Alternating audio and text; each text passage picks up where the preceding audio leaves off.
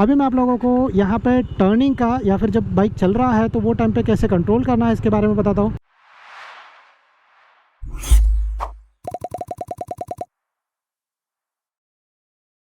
नमस्ते दोस्तों and welcome to our channel. कैसे आप लोग हैं? आज इस वीडियो में मैं आप लोगों के साथ शेयर करने वाला हूं कि हैवी बाइक्स को किस तरीके से चलाना चाहिए।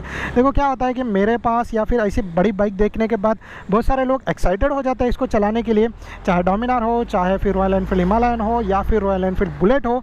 बट वो बाइक देखने के बाद उसका वेट होता है, वो सबसे बड़ा प्रॉब्लम होता है। क्योंकि क्या है कि जब आप लोग हैवी बाइक चलाते हो एंड कभी अगर आप लोग गिर गए तो पहला चीज़ तो आपके बाइक को नुकसान होगा, दूसरा चीज़ आप लोगों के घुटने को या फिर आपको भी नुकसान हो सकता है। ज़्यादा करके तो फॉल डैमेज में आपके घुटने को नुकसान होता है एंड वो अच्छा चीज़ नहीं है। तो इसीलिए मैं आप लोगों के साथ इस वीडियो के अंदर टोटल मिला जुला के 7 ऐसे टिप्स शेयर करने वाला हूँ जिससे आप लोग कोई भी हैवी बाइक को सही तरीके से चला पाओ। देखो क्या होता है कि ये डोमिनार बहुत ही ज़्यादा हैवी बाइक है, साथ में पावरफुल भी है। तो पावरफुल बाइक्स को जब भी मैं सिटी के अंदर चलाता हूँ तो कुछ लोग मुझे देख के ये बोलते हैं कि भाई ये इतना स्लो क्यों चला रहा है। बट ऐसा कुछ भी नहीं है कि पावरफुल बाइक है तो सिटी के अंदर मुझे 60 या 80 के स्पीड पे ही चलाना है। इनको थोड़ा सा संभल के चलाना पड़ता है। क्योंकि ये ज़्यादा हैवी है एंड बहुत सारे जगह से ये लोग ईजिली नहीं निकल सकते हैं। सो आप लोगों को आराम से एक तरीके से जैसे आप सिटी के अंदर कार चला रहे हो वैसे संभल के चलाना पड़ेगा। क्योंकि क्या हुआ कि अगर गिरे तो दोनों चीज़ का प्रॉब्लम है, आपको भी नुकसान होगा और साथ में आपके बाइक को भी, और आप लोग ये नहीं चाहोगे। तो ऐसे कुछ 7 टिप्स मैं आप लोगों के साथ शेयर कर रहा हूँ। सबसे पहला टिप है कि राइडिंग। जब भी आप अपने बाइक को चलाना स्टार्ट करते हो या हैवी बाइक को चलाना स्टार्ट करते हो तो पहला चीज़ आप लोगों को ये करना है कि आप लोगों को क्लच, एक्सेलरेशन एंड ब्रेक का कॉम्बिनेशन सही से करना सीखना है। भले ही आप लोगों को आता है बट आप लोगों को ये चीज़ थोड़ा सा सही से करना पड़ेगा। मैं आप लोगों को एडवाइस दूंगा कि बिगिनिंग के 6 महीने बहुत ही ज़्यादा क्रूशियल होते हैं किसी भी हैवी बाइक को कंट्रोल करने के लिए। सो आप लोगों को उस 6 महीने में काफ़ी अच्छा प्रैक्टिस करना पड़ेगा। क्लच बहुत ही ज़्यादा इंपॉर्टेंट है, एक्सेलरेशन एंड ब्रेक। क्या होता है कि कुछ लोग क्लच बहुत जल्दी या फिर बहुत लेट छोड़ते हैं एंड इसके वजह से क्या होता है कि बाइक सडनली या तो एक्सेलरेट कर देता है या तो फिर बहुत ज़्यादा नॉइज़ करता है या तो फिर सडनली चलते चलते रुक जाता है एंड फिर आप गिर जाते हो। तो क्लच को आप लोगों को सही तरीके से कंट्रोल करना सीखना है। मेरा क्लच एक तरीके से अलग है, वैसे ही सेम आपका क्लच भी अलग हो सकता है, मतलब क्लच का कंट्रोल। सो आप लोगों को ट्राई करना है full clutch and half clutch के बीच में जो कॉम्बिनेशन होता है वो सही तरीके से बिठाना है। तो इस तरीके से दूसरा चीज़ है एक्सेलरेशन। तो राइट टाइम पे आप लोगों को एक्सेलरेट करना भी आना चाहिए। क्योंकि क्या होता है कि कुछ लोग डायरेक्टली क्लच छोड़ के एक्सेलरेट कर देते हैं, कुछ पावरफुल बाइक्स एकदम से सडनली भागना स्टार्ट कर देते हैं और कुछ बाइक्स ऐसे होते हैं कि जो धीरे धीरे पिकअप लेते हैं या फिर कुछ बाइक्स जर्क मार के बंद हो जाते हैं। तो इसीलिए आप लोगों को एक्सेलरेट को सही तरीके से करना चाहिए। ज़्यादा करके हैवी बाइक्स ज़्यादा पावरफुल होते हैं क्योंकि उनको ज़्यादा लोड कैरी करना पड़ता है। सो अगर आप लोग एक्सेलरेट सही तरीके से नहीं करोगे तो आप सामने वाले को ठोक सकते हो, एक्सीडेंट हो सकता है एंड ट्रैफिक में ये बहुत ज़्यादा प्रॉब्लम क्रिएट कर सकता है। तो आप लोगों को ये अकेले में प्रैक्टिस करना है। दूसरा चीज़ है ब्रेक।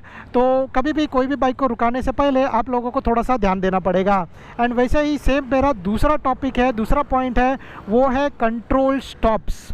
कंट्रोल स्टॉप के बारे में मैं आप लोगों को अच्छे से बता दूं तो लाइक जब भी आप रुकने वाले हो तो अपना जो स्टॉप है वो पहले से ही प्लान करके रुको। क्योंकि ऐसा नहीं हो कि जब आप रुकने जा रहे हो एंड सडनली वो जो लेवलिंग है रोड का वो सही नहीं है, आपका बाइक बहुत ज़्यादा झुक गया, आपके बैलेंस से छूट गया, या फिर आपने ब्रेक बहुत जल्दी प्रेस कर दिया, बाइक पहले रुक गया, फिर आपने लेग नीचे रखा, या फिर आप लोग का स्पीड ज़्यादा है, आपने पहले से ही पैर नीचे रख दिया। तो बहुत सारी चीज़ें होती है, आप लोगों को ये चीज़ ध्यान रखनी पड़ेगी। तो आप लोगों को क्या है कि जब भी आप स्टॉप प्लान करते हो तो मुझे फॉर एग्जांपल कि वो मिट्टी है वहाँ पे रुकना है तो मुझे देखना पड़ेगा कि कौन सा एरिया सही है कि नहीं। या आप लोगों को क्या होता है कि धीरे धीरे करके एक टाइम बाद आदत हो जाएगा, बट जब आप फर्स्ट टाइम करने जा रहे हो तो आप लोगों को थोड़ा सा ये चीज़ प्लान करना पड़ेगा। तीसरा टिप मेरा आप लोगों के लिए ये रहेगा कि स्टार्ट एंड स्टॉप। देखो कोई भी बाइक जब भी रुकी होती है तभी वो ज़्यादा हैवी लगती है, एक बार चलना स्टार्ट हो जाएगी तो कोई भी बाइक क्यों नहीं हो वो बाइक आप लोगों को हैवी नहीं लगेगी और आप लोग बोलोगे वाह एकदम से निम्बल है, मुझे चलाने में बहुत ज़्यादा मज़ा आ रहा है। बट क्या होता है ना कि जब कोई भी बाइक रुकी होती है तो वो बहुत ज़्यादा हैवी लगती है। तो अच्छे से स्टार्ट करना एंड अच्छे से स्टॉप करना, इसका आप लोगों को प्रैक्टिस करना पड़ेगा। तो मैंने स्टॉप के या कंट्रोल स्टॉप यानी कि ब्रेक किस तरीके से मारना, कौन सी जगह पे रुकाना, ये मैंने बता दिया।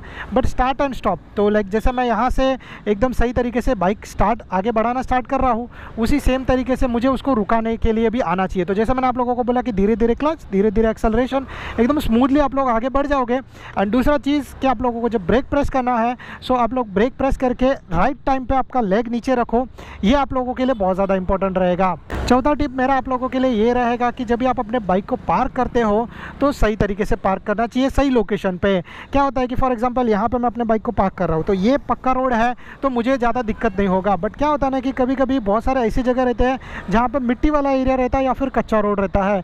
तो कच्चे रोड पर अगर आपका बाइक ज़्यादा झुकेगा या फिर आपका बाइक का वेट ज़्यादा है जिसकी वजह से और भी ज़्यादा अंदर धंसेगा तो ये प्रॉब्लम हो सकता है कि आपका बाइक एक तरीके से गिर जाए एंड गिरने के बाद अगेन फिर नुकसान हो सकता है।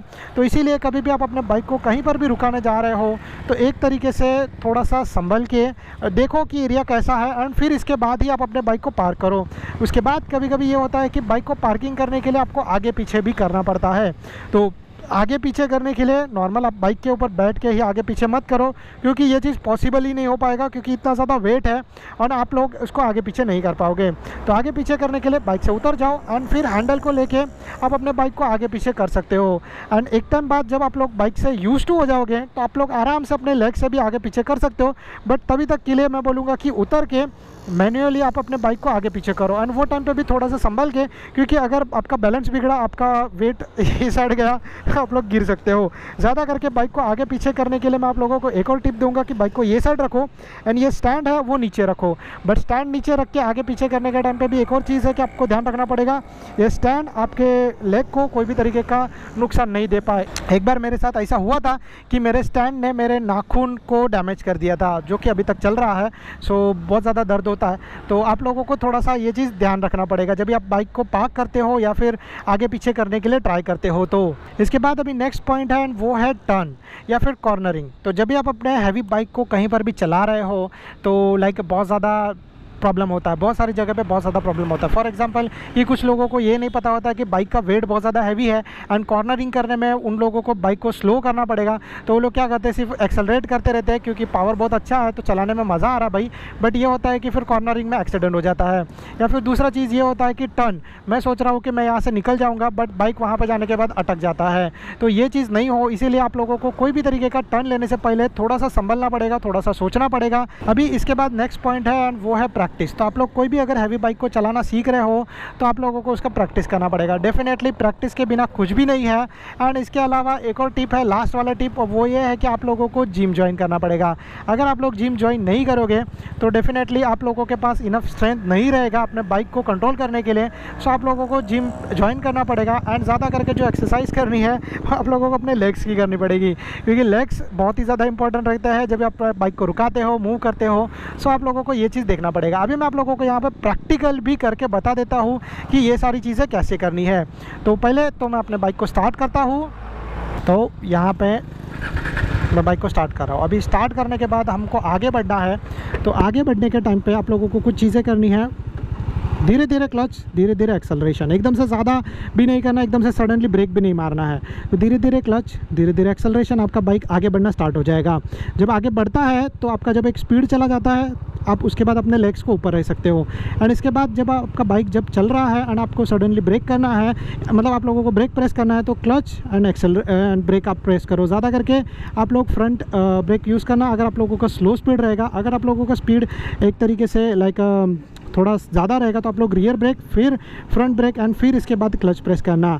अभी मैं आप लोगों को यहाँ पे टर्निंग का या फिर जब बाइक चल रहा है तो वो टाइम पे कैसे कंट्रोल करना है इसके बारे में बताता हूँ। तो जब एक बार चल रहा है तो उसके वेट के हिसाब से ये सोचो कि आप लोग इंस्टेंटली लेफ़्ट और राइट टर्न नहीं ले पाओगे। आप लोग सीधे चल रहे हो तो सीधे ही ज़्यादा करके जाने वाले हो क्योंकि बहुत सारे बाइक ऐसे निम्बल होते हैं तो मैं यहाँ से लेफ़्ट राइट ऐसा करके निकल जाऊँगा, बट वैसा चीज़ नहीं होगा। तो आप लोगों को इस चीज़ में थोड़ा सा ध्यान रखना है। तो फॉर एग्जाम्पल जैसे हम लोग यहाँ से जा रहे हैं और मुझे अगर टर्न लेना है, मैं सबसे टफ वाला टर्न बात करता हूँ यहाँ पे यू टर्न वाला, तो मुझे ये चीज़ समझना पड़ेगा कि कहाँ से मैं टर्न ले सकता हूँ। तो यहाँ से मैं टर्न ले रहा हूँ, फर्स्ट गियर में है, धीरे धीरे क्लच एंड एक्सेलरेशन का कॉम्बिनेशन। तो मैं अपने लेग को नीचे रखे बिना भी टर्न ले सकता हूँ। बट आप लोगों को क्या होना कि इसमें थोड़ा सा टाइम लगेगा इसको मास्टर करने के लिए। सो आप लोगों को ये चीज़ ध्यान में रखना है कि जब भी आप टर्न ले रहे हो तो आप लोगों के बाइक आपका कंट्रोल में हो एंड आपका जो भी सारा कंट्रोल से वो आप लोगों के कंट्रोल में हो। एंड अभी बात करते हैं यहाँ पे स्टॉपिंग का यानी कि ब्रेक का। तो मैं ऐसी जगह पे कभी नहीं रुकूंगा। अगर मुझे रुकना है तो मैं थोड़ा सा साफ़ या फिर अच्छा जगह देखूंगा जो कि आगे है। तो मैं यहाँ पे लेके जाऊँगा, सिग्नल इंडिकेटर दे दूँगा एंड फिर मैं ब्रेक प्रेस करूँगा एंड फुल क्लच प्रेस करके रखा है। फिर इसके बाद मैं ब्रेक प्रेस करके दोनों लेग्स नीचे रख के दोनों लेग पे बैलेंस करने का ट्राई करूँगा। ऐसा मत करना कि मैं सिर्फ एक यही लेग पे प्रैक्टिस कर रहा हूँ, ये लेग पे नहीं।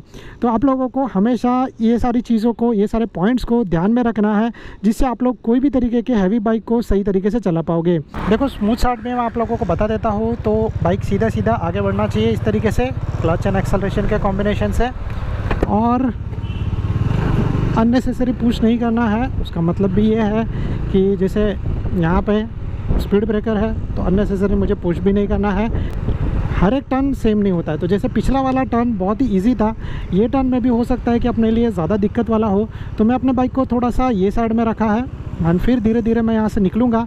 अगर इन केस मुझे ऐसा लग रहा है कि मुझे रुकना पड़ेगा तो मैं रुकूँगा। और जैसा मैंने आप लोगों ने देखा कि मैंने अपने बाइक को वेट को बैलेंस करते हुए, मैंने ये लेग नीचे रखा था एंड ये लेग को ऊपर रखा था, बट वेट को बैलेंस करते हुए मैंने ईजिली टर्न ले लिया। तो ये कुछ चीज़ें आप लोगों को थोड़ी सी ध्यान में रखनी पड़ेगी। अगेन रुकने के लिए आप लोग इंस्टेंट ब्रेकिंग यूज़ नहीं कर सकते, आप लोगों को थोड़ा संभल के ब्रेक प्रेस करना पड़ेगा, जिससे आप लोग सही तरीके से रुक जाओ। So guys that's it from my side. अगर आप लोगों को ये वीडियो पसंद आया तो please do like and subscribe to our channel.